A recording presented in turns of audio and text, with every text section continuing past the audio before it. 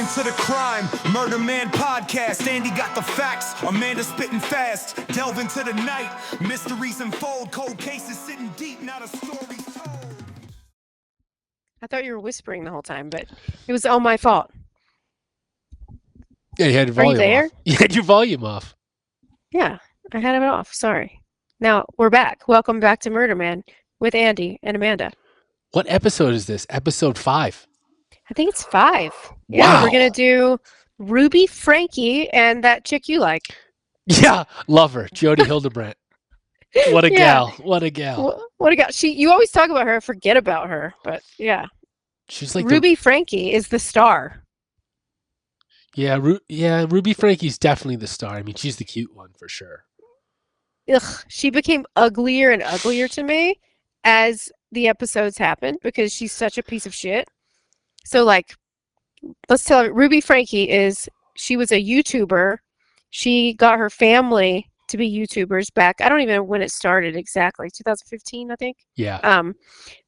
So she started this YouTube called 8 Passengers because she had 6 fucking kids and her husband, and she wanted to start like a family vlogging channel. And I'm just saying that's how this whole scandal started. Make sense? Is that right? What's that? Sorry, I lost you. Is that all right? What I just said? Yeah.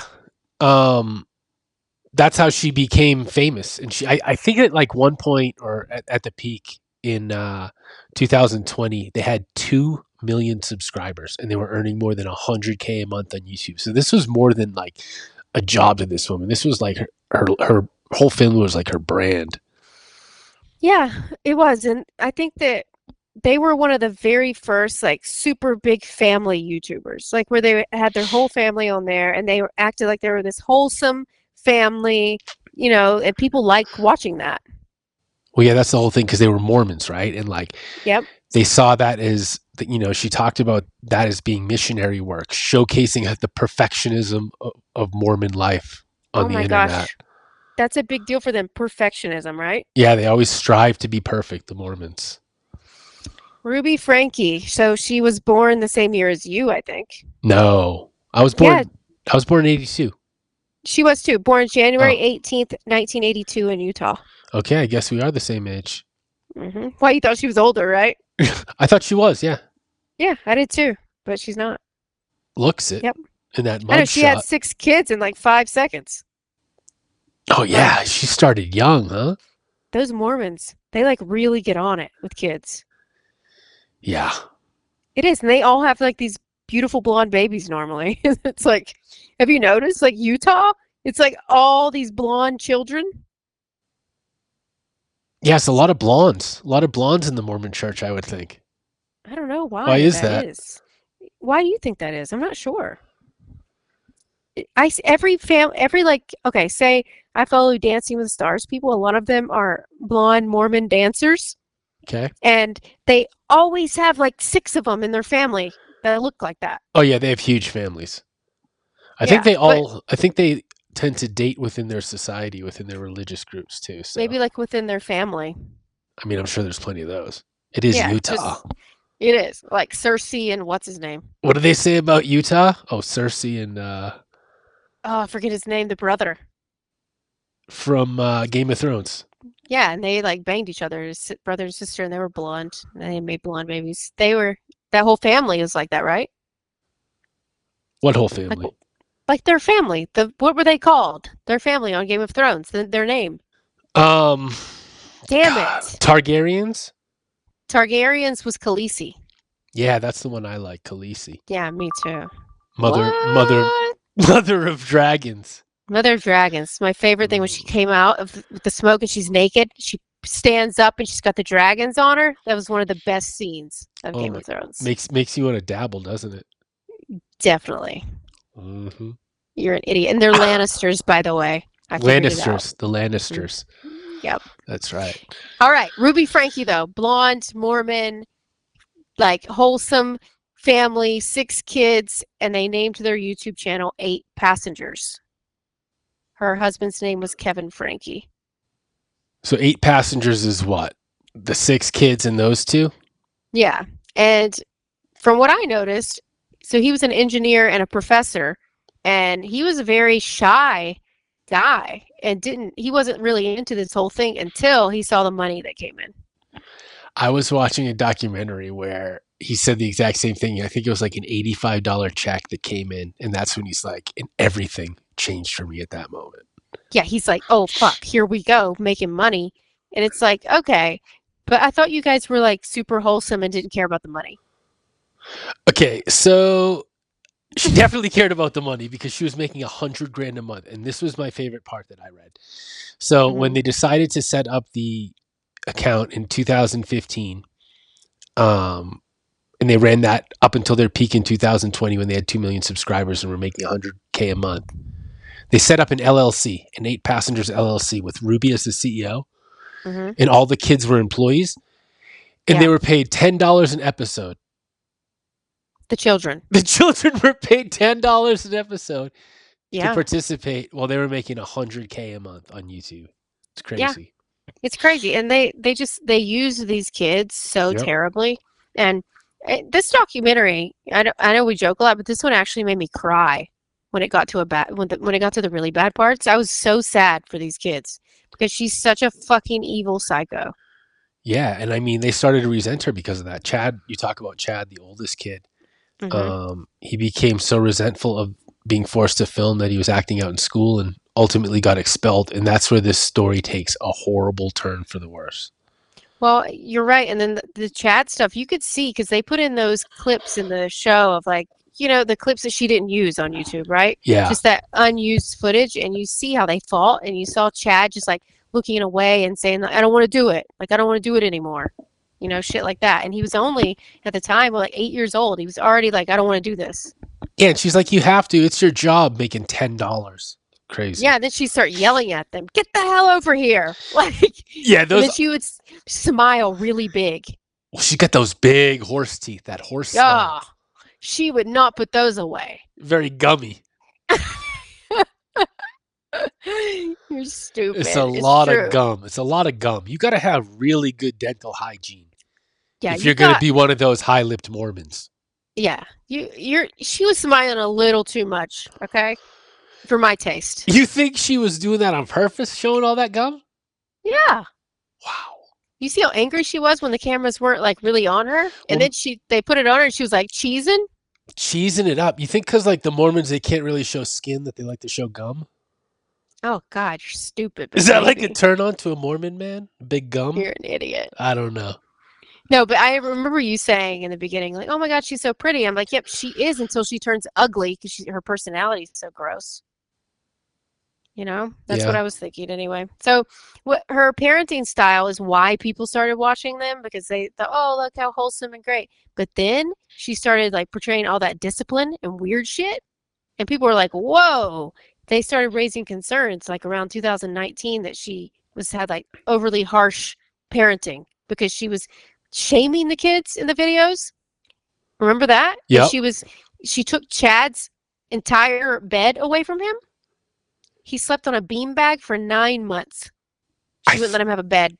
I think that's what, to your point, was like the beginning of the end for them when they started getting called out on YouTube. Because they made this kid live in the basement for 7 months and sleep on a beanbag. But you know who else had a lot to do with that? Your friend Jodi. Your girl. My girl Jodi Hildebrandt. When did she come in? She didn't come in though yet. Yes, she did. See, that's what I wanted to tell you though. Before she didn't come in 2019 when Ruby was already doing this weird punishment. She was already doing some of that herself. Okay. That tough love shit. Okay. She started defending it to all those people commenting because it killed her that people didn't think she was the best thing in the world when they were just going after her in the comments. But it says not until 2021 she partnered with Jodi. Well, I think in 2021, that's when she partnered with Jodi on Jodi's connections business. But but when Chad first got expelled from school, Ruby sent Chad to see Jodi, who was a therapist and recommended by a church member. So Jodi became Chad's therapist.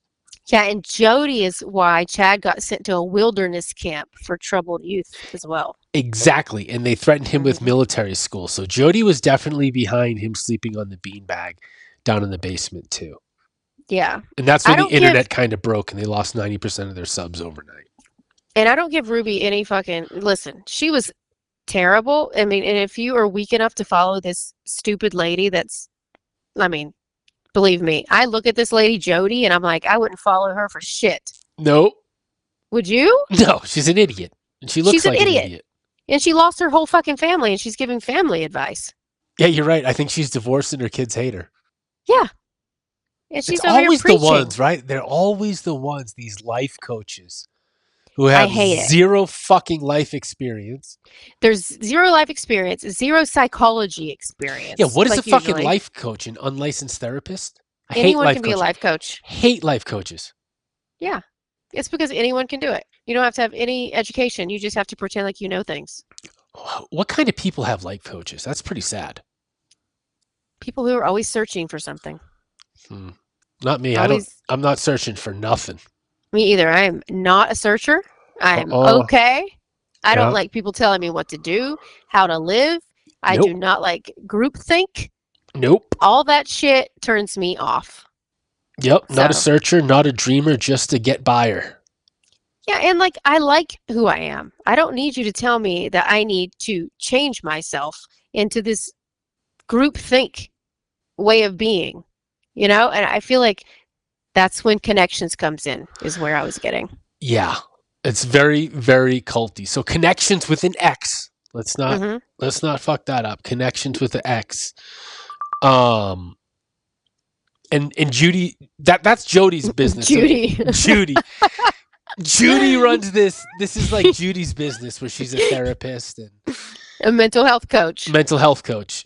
Is that what she Uh-huh. calls herself? Yes, self-proclaimed mental health coach with a program called Connections with an X. That's disgusting. So a mental health coach. I was eating like this fucking fat-free ice cream Yeah. last night, and it was called the frozen dairy treat. And I was like, why was it called ice cream? Because I guess it's not ice cream, you know? I don't So like when this- things are called treats. This asshole can't call herself a therapist, so she calls herself a mental health coach. That's not confusing. She says a self-proclaimed mental health coach launching a program called Connections, and it's promoting extreme discipline and obedience. That's what it was.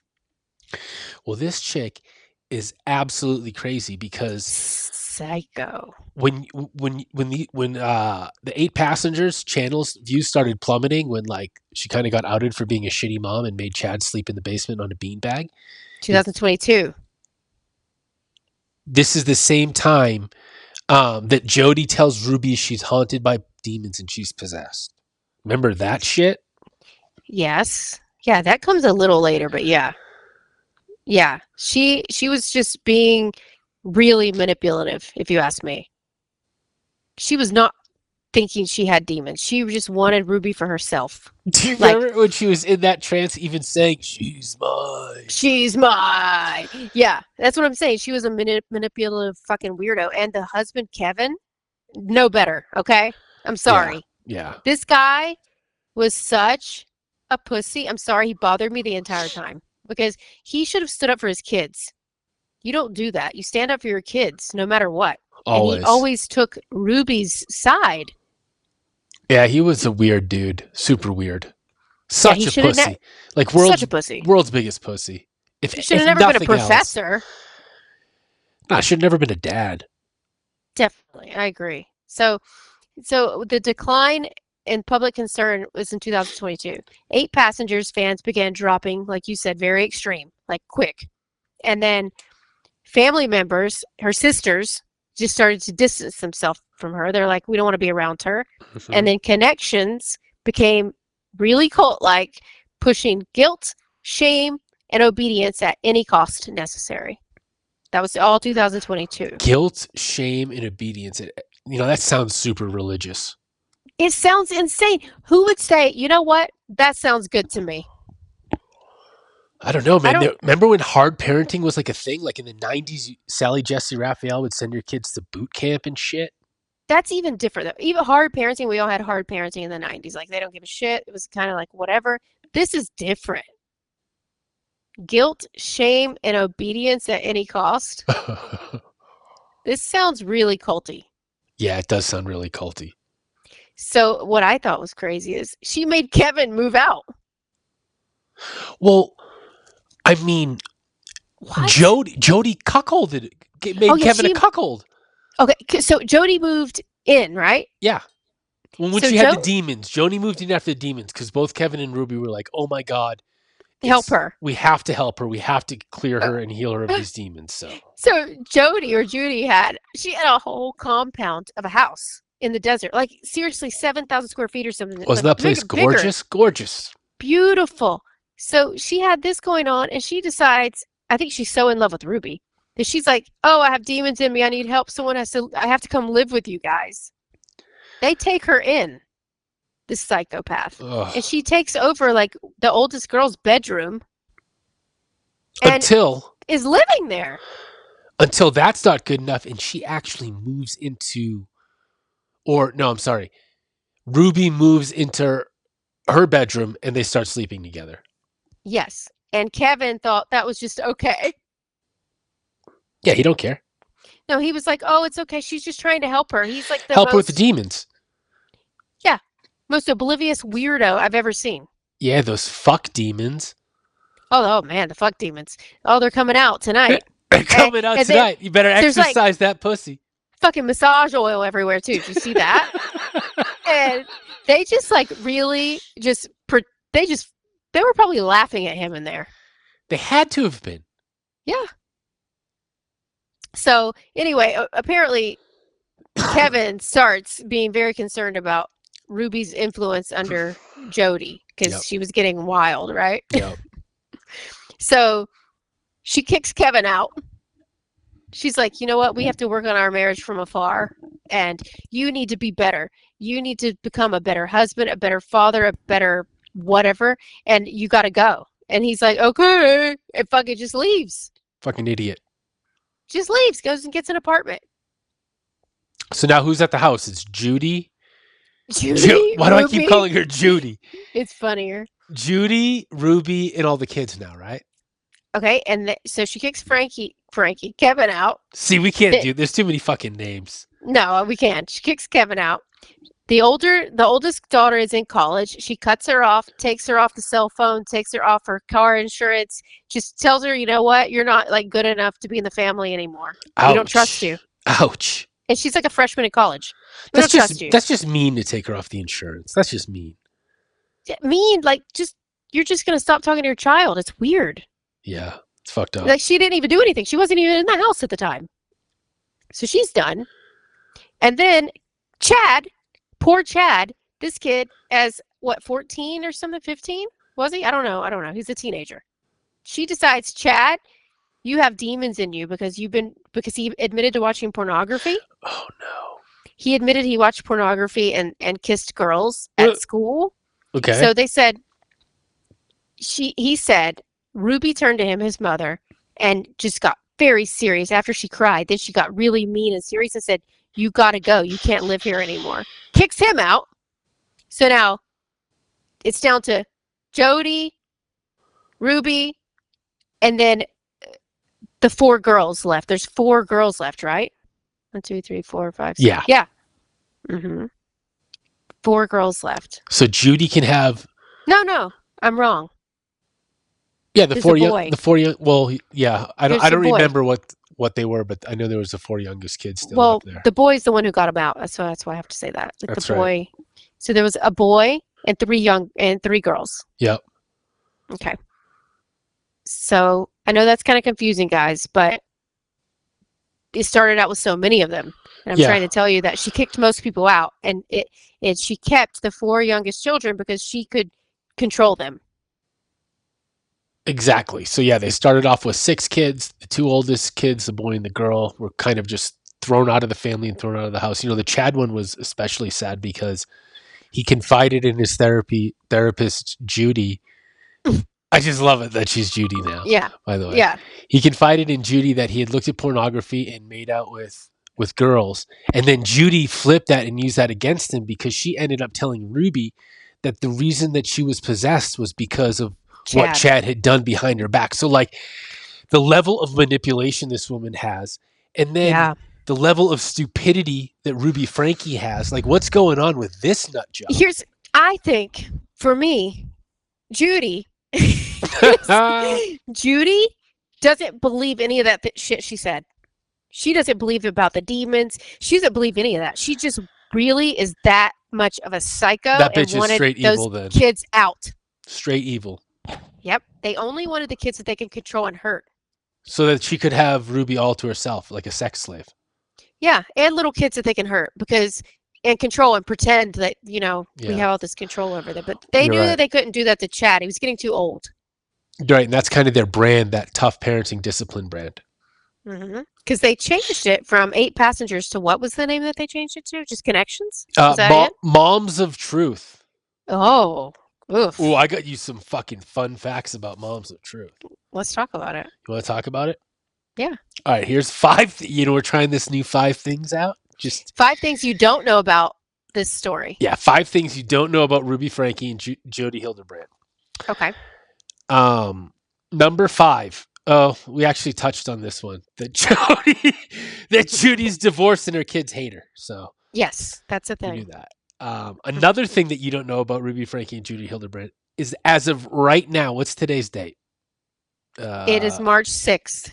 2025. As of right now, the Connections website is still active. No. Jodi and Ruby are both still on the site as coaches. Okay. Gets That's better. weird. Gets better. Uh-huh. Apparently, another thing you don't know is Judy. Now I'm calling her Joji. Her rate, she has a rate of $181 for 50 minutes for a one-on-one Zoom session. Because people want to talk to her. Yeah, like they're gonna make fucking collect Zoom calls from jail. Oh my God. This is insanity. Insanity. So like you said, their Moms of Truth Instagram page where they flipped it over, it still has 300,000 followers to date. Oh my God. How many psycho people decide that this way of being with their kids, after seeing this whole thing that went down, still follow them? Yeah, it's crazy. I mean, that just shows you like when the cult gets their hooks in you.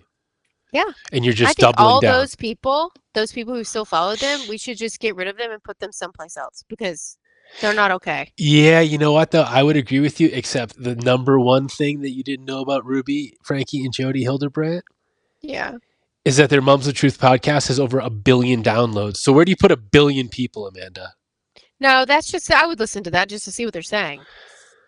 Sure, but that's, what I mean? That's still an incredibly powerful brand. It is, definitely. But I think people, since they saw this, they're like, oh, what the fuck do these bitches have to say? So they go and they're going to try to hear it. But how do they have a podcast if they're in prison? I don't know. Well, their Moms of Truth podcast, I guess, before prison. They got to 1 billion downloads, yeah. Oh, so people are listening to their old podcasts. I guess, yeah. They're not in prison with microphones, like in the same cell. I kind of hope that they are, though. Yeah. Doing a podcast, like doing this shit. Yeah, doing like a 3-way collect call. I mean, our setup's not much better, not much more elaborate. Yeah, but it seems like that's not even possible in prison. You can't have podcasts. I don't know. You said they get screen time. They get where you can like message people for commissary money and stuff. You can do that, but it's not like screen time exactly. I mean, I guess they can get on the internet. It's very monitored. Okay, I don't think they're running a podcast from prison, but I don't think it would be too hard to run a podcast from prison. Okay, but I think they would shut you down, is what I'm thinking. You guys tell us what you think. I think they would shut you down if you were trying to put out a podcast from prison. Number one, I don't understand her money thing because you're not allowed to accept money when you're in prison. Say like you write a book in prison, you don't get that money. You're not allowed to have it. You're not allowed to make money while you're in jail? Huh. Like it can go to, say, your agent or, you know what I mean? Something like that, manager. But you're not allowed to collect money while you're in prison from like outside sources, even if you write a book. Damn, that's crazy. You can't even have like a rental property? Make some commissary? Shit. Nah. Damn. Bitch they got banned from YouTube in 2022. Like who gets banned from YouTube? Like you got to be like a right-wing nut job or like a crazy Mormon mom of truth to get banned from YouTube. No, banned from YouTube so easy. Daniel got banned for like a day once. Oh boy, what did he do? It's really not hard. If you say the wrong shit, they'll but ban what you. did he do? He said he was going to put someone's teeth in their anus. And he got banned for that? That's lame. He's gonna put their teeth anally. I don't know. It was crazy. It's just nonsense. He said it out loud. He didn't type it. He said it, but yeah, because they were being mean to me, so he said that. It's dumb. Well, he got back on it. They didn't. In a day, yeah. I mean, how could anyone put them on anything after what they've done? Well, actually, that's not even true because they're still launching this. They're still running this Connections brands from prison. Okay, well, we're gonna figure this out. And like to your point, they're probably not actively being podcasters and health coaches. Yeah, but I think you can run a website and like still do that. That's what I'm saying. Running that But website, got other coaches making money, putting that in their till. We're gonna get down to business on that. And I'm gonna figure that out. But let's just see. I want to say something because we skipped over something. Okay. So when 8 Passengers shut down because she was getting all that hate on YouTube, and they started focusing on that Connections thing, she was rarely seen in public and that's when people, fans and like family and all that, they started thinking, oh my God, something's seriously wrong, right?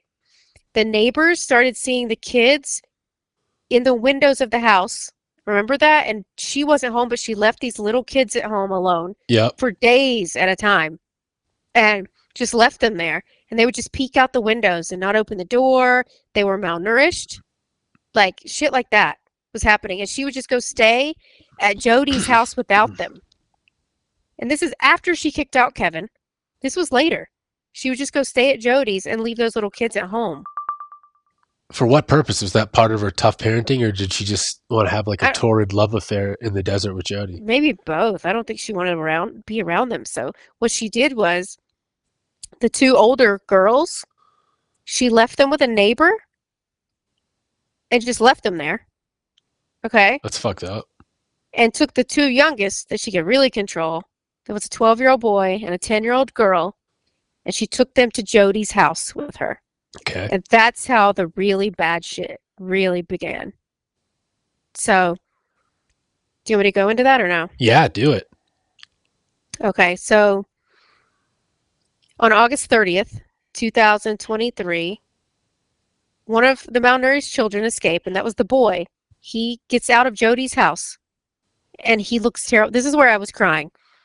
In Utah, he goes to the neighbor's house and rings the doorbell and says, "Can you help me?" And like an old man comes out and says, "Okay, with what?" And he's like, "Get me to the nearest police station." And he says, "Son, come and sit down." And he has him sit down, and you could hear the guy choking up because it was so sad. Yeah, it's super sad. The boy was so skinny, covered in wounds. He had duct tape around his ankles. Severe starvation is what it looked like. And he was giving him water and food because he hadn't had anything in, I don't know how long. And he said, "I have a little sister that's there too, but I haven't seen her in like a month because they separated us." Oh my God. Yeah. So that's how it all started, and the police came. So that's the beginning of the end for Ruby and Jodi. And Judy. And Judy. Yeah. Yeah. Did you see the police going into the house and how sad that was? Yeah, it was super sad. I mean, they raided that thing like it was like with the SWAT team. I loved when Jodi thought that she was going to get off the hook. She's being all like a Karen. I'm on the phone with my lawyer right now, and they just drag her fat ass out of the house. That's right. She's like, "I'm not coming out," and he's like, "Listen, bitch," pulls her out. You're coming out. Yep. Yeah, because I think those cops, they saw that poor boy, and they were like, "Fuck these people." Oh, if I was one of those cops, I'd be like, "Stop resisting, slap her around." Yeah, punch her right in the face. Right in the fucking fat face. Such a piece of shit. What a piece of shit. She's like, "Don't come in." And then she goes, "I don't know the code to the other door. I don't know the code to that." Ooh, okay, so you got to give us a little more background on the other door, because that's about as terrifying as it gets. Okay, so there was a safe on the wall, like a safe with a big code or whatever. It looks like a safe where you put guns or something, right? Skinny, tall. long, skinny, tall, and where you would put like a shotgun or In something. the basement, right? Yeah, some in a downstairs room. Yeah, and the cop decided I'm going to try 1, 2, 3, 4, 5, 6 and just see if it opens up, and it did Oh my because God. she wouldn't give them the code. It opened up. They go in, and there's this little girl that had chains in there. Oh, 10 years old, so malnourished, like her arms were like sticks and her legs. She was so afraid she wouldn't speak at all. She's completely mute, wouldn't talk. The police officer's crying. He's choked up, but he doesn't want the little girl he doesn't want to scare her. But he decides, I'm just going to sit with her and let the other cops do everything else because this little girl is terrified. So he just sits with her, and that she was in there. There was a toilet and a sink and a floor. I mean, that's it. wow.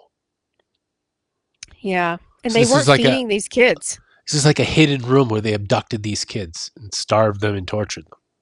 Yeah. Their wrists and their ankles were bleeding from the wounds.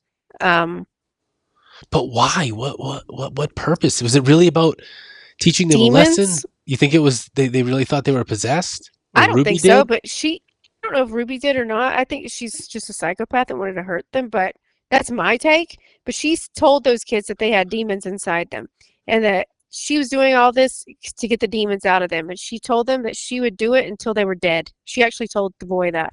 I'll do this until you die. So she made him run in the heat in the desert until he'd fall over and just pass out. Yes. Yeah, made him jump on a trampoline for hours at a time, like a little one, until he would pass out. Never gave them any food or water. They were almost dead. Yeah, she would shave the girls' heads, flush their heads in toilets like a swirly. I even read that she'd waterboard them. I mean, just wild things, yeah. But why? That's what makes no sense to me. It's so sad because you look at these videos of them when they're this wholesome family and she's like kissing her kids and letting them eat cake and like doing these things. And now she's with this nasty lady and she's decided that these 2 little kids, you're just going to kill them in a slow way. Yeah, and like for someone who's like such a devout Mormon and who's so religious, like if you really thought your kids were possessed, why wouldn't you turn to the church, not the Connections with an X website for mental health coaches? Wow. It says evidence shows Connections teachings justified the abuse. Of course. Such a cult. I was surprised that they both just pled guilty. Were you? Yes. Because they're narcissistic pieces of shit. Yes. So, yeah. I think they were probably afraid of what would come out in the investigation and how bad it would really make them look. But what's interesting is not only did they plead guilty, but they pled guilty to up to 30 years. Really? Yeah. So it says Ruby pleads guilty to 4 counts of child abuse. Yeah, they were charged with 6. They both pled guilty to 4 counts of child abuse, aggravated child abuse, and as a condition of their plea bargain, they'll serve up to 30 years in prison. So that's a big up to. Up to. I don't like it. I say forever. Okay? Yeah. And you know what I don't like? I don't like that Kevin gets custody of those kids because Kevin is a pussy. Kevin, you're a pussy. I hope you're listening. You, sir, are a pussy. And I wouldn't even be afraid to tell you that to your face because you're not going to do shit. No, because Kevin, after seeing his little children almost dead, malnourished and hurt and almost dead, decides to say he still loves Ruby. Did you see that? Yeah, he's obsessed with her. And that gummy horse-faced motherfucker. That bitch. He's so obsessed with her that he would still take her side over those kids. I know it. Yep. He probably After does. all that. He probably does. He's probably filling her commissary. Maybe they're making conjugal visits. Or did they get divorced yet? He divorced her. Okay. But still says he still loves her. He still loves the person she was and this and that. But oldest daughter calls her Ruby and calls him Kevin and says doesn't want to speak to them. I love that. Yeah. I think Chad's a little brainwashed still. The old boy. The older boy that got kicked out. Because he still has some like decent things to say, like, oh, she was a good mom in the beginning and you know. Yeah, I couldn't even imagine being in that spot, how to handle that. No, but he's an adult now. He doesn't have to.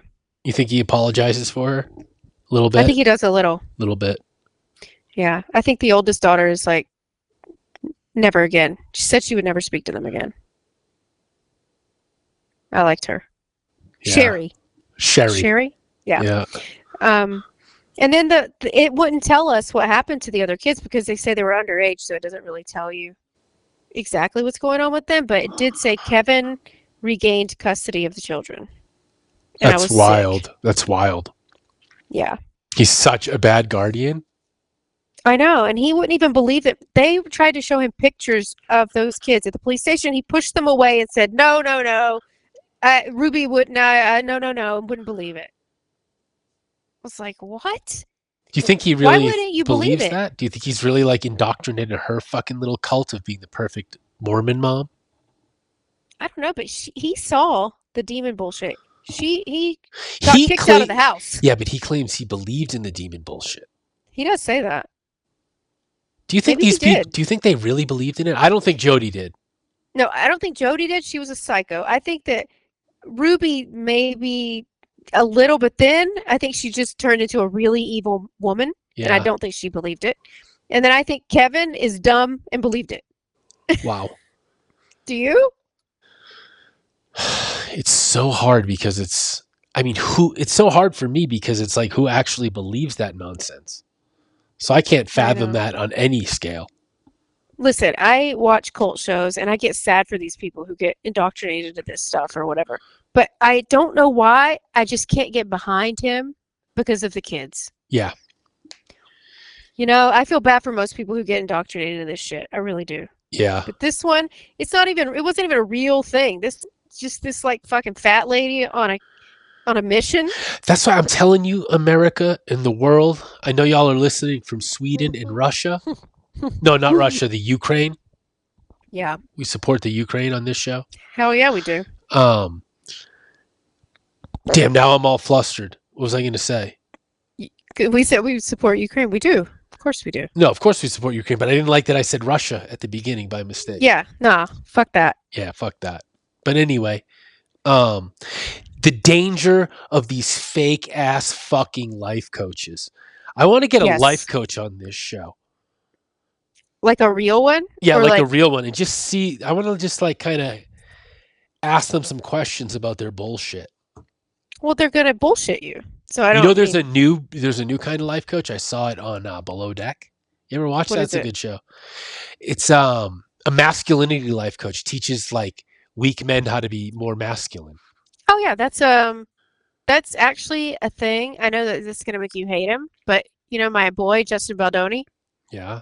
The actor, he does one of those groups it's called like Sacred Sons or some shit, where they go out into the woods and like dance around in the fire and shit and like hate it. You know, like it's like let's be more masculine and we need to go like tune into our masculinity but also our femininity. It's like a whole thing. Like, but it's only men, and then they hug and they're like you can be masculine and also be feminine and hug each other, and that it's I hate it. I hate anything with men. I hate men. I hate anything with groups. I hate anything with feelings. Ugh, it all sounds just so.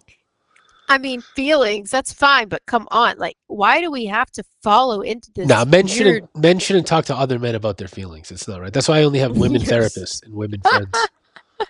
People are going to disagree with you on that. It's true, though. Men don't do that. And nothing ever good comes from that, men talking to other men about their feelings. Why? I don't know, because, like, I don't want to hear that shit. Like when we talked about on our last podcast, when someone says, hey, how you doing? All they really want to hear is good, you. They don't really want to know how you're fucking doing. Yeah, but what if your good buddy sits you down and wants to tell you something serious? Well, that would be you, and I'm okay with that because you're a girl. What if there's a guy? Don't have one. Oh my God. Okay. What if you did have one? Say when we worked in poker, you had a couple friends in poker. And they were like, you know what, Andy, I just want to tell you some stuff that's going on in my mind. What do you feel like about that? Fucking don't bring your problems to work. Yeah, and that's it? Yeah, I got my own problems. I don't really care. I know, I do have my own problems too. So few people in my life that I've give a shit about their day. You're right. Listen, I've had to explain this 5,000 times, and I feel like it's happened to me recently even. I have my own problems. Okay? So when people say, why don't you text me back? And all that shit, it makes me angry. And it Yep. makes me really not want to text you back, okay? Because I have stuff going on and it's not about you. And people make everything so personal. It doesn't matter what part of the world you are, what political party. If someone isn't texting you back, it's only because they don't want to fucking talk to you. There's no mystery. There's no like they're in danger and only you can save them. If they're not texting you back, they don't want to fucking talk to you. It doesn't mean that you're an asshole. I mean, It doesn't mean you don't even like you. I just am busy with my own brain. You know what I mean? Like I have a lot going on, and like especially if you're bipolar or something like that, you have a lot going on in your brain. I don't think about you that much. You know what I mean? Like when you think that I'm not saying, "Oh, are you mad at me?" or that kind of stuff, like, oh god, that just makes me way more annoyed. Yeah. I don't like it either. I mean, I pretty much don't have anyone that reaches out to me anymore. But that's the it's a product girl of thing. it. Yeah. I think it's a girl thing usually, but Daniel, my husband, has been doing that to one of his friends. Not doing it, but I feel bad because his friend, that one of his friends, has been very depressed and he's just not in the mood to talk, I guess. But it's been like a year, and Daniel texts him every now and then, still says, "Hey, buddy, I'm still thinking about you," or whatever, and that's nice, whatever. But he's like, I almost want to just go to his house. I said, never do that. Yeah. That's not what people want. Yep. Not me anyway. Maybe I shouldn't speak for everybody else, but that's not what most people want. If you're depressed, you don't want the pop in. You don't want the pop in. If you're not writing back, you're not answering phone calls. It's pretty obvious. You're in your own head. You're doing maybe you're even doing work on yourself. I don't know. Or that person just isn't what you need right now. Totally. And you know what it is, I think, and I've explained this before, is that when you have to catch up with somebody and it takes a lot of brain power when you're in a depression and shit to catch up and then tell them, oh, what's going on with you? Why you haven't been talking to them? Oh, but what's going on with you? Then you have to talk about them, because if you're not an asshole, you have to ask about their life. So the whole thing it's a big process. And when I think about it, it makes me very anxious. Yeah. And I'm sure it's even harder to do that with someone like Daniel, because he's so happy. And he's so happy and so successful. So it's like, oh, what's new with you, buddy? Oh, I just want to kill myself. And then right. Daniel's showing you a picture of his new wine cellar. Yeah. So I could imagine that adding a level to it. But people don't want to be bothered. Yeah. Yeah. When you're in a mood or when you're in a depression, it's very, very hard to be bothered. It is. Yeah. And if you've never been there, you don't get it. Nope. Sorry. Nope. And I'm glad you don't, because it sucks. So that's what we think about that. That is what we think about that. Tune into the Crime Murder Man podcast. Andy got the facts, Amanda spitting fast. Delve into the night, mysteries unfold. Cold cases sitting deep, not a story told. Serial killers lurking in the shadows, they creep. Amanda's got the files, secrets she keep. Andy dissecting, forensic on the mic. Every episode hits, spine chilling like a knife. Murder Man podcast, voices in the dark, solving every puzzle piece, never miss the mark. Andy and Amanda, truth they unmask. Tune in every week for the twisted task. On the trail of a killer, blood runs cold. Eyewitness tales and legends old. Amanda breaking down clues piece by piece. Andy putting it together, never seeing peace. Whispers in the wind, serial mind unfazed. Evidence presented, audience amazed. Grim tales of murder, heartbreaking loss. Andy and Amanda, the duo, no one's boss. Murder Man podcast, voices in the dark, solving every puzzle piece, never miss the mark. Andy and Amanda, truth they unmask. Tune in every week for the twisted task. Murder Man podcast, twisted task. Tune into the Crime Murder Man podcast.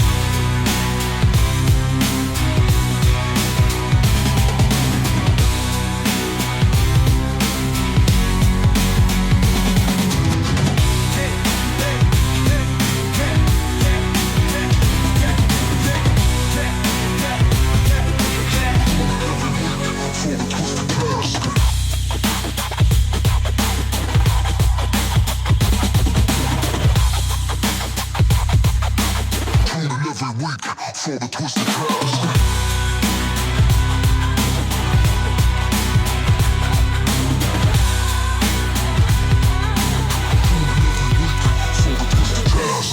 Murder Man Podcast, voices in the dark, solving every puzzle piece, never miss the mark. Andy and Amanda, truth they unmask. Tune in every week for the twisted task.